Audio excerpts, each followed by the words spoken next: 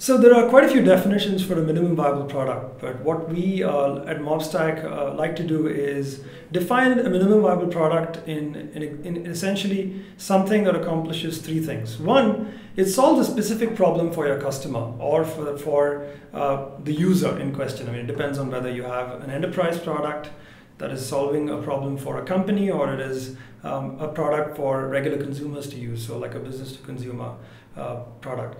You want to solve something specific. For example, you're trying to upload a photograph and you want that photograph to be uploaded and then, say, shared on a couple of social networks. Let's say that's what your product does. It shares to Facebook and Twitter and LinkedIn all at the same time.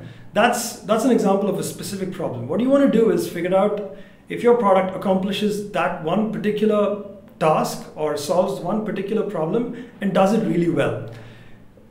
When we say really well, we really mean thinking through all the things that are related to uploading a picture, having problems, running into errors. All of those things are things you have to think through in a minimum viable product. For example, if it succeeded, how do you notify the user that the upload succeeded? Did you send them an email, etc.? So focus on a specific problem or task. The second thing in a minimum viable product is that you have to be able to figure out how to get the user to a point where there is some amount of delight with the product, right? For example, you want to make sure if they're uploading a picture or something and it's going to get shared on Facebook, you want to get them as quickly as possible to the point where they actually go, wow, that was something that was easy. You know, this product solved that problem or that need of mine really well.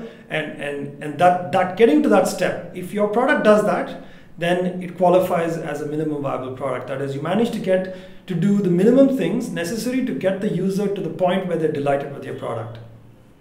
And the third thing that we look for in minimum viable products is we look at it actually in the opposite sense. That is, suppose we could take something away from this product. Would it really impact one of the two things that we mentioned earlier, which is, let's say we took away feature X.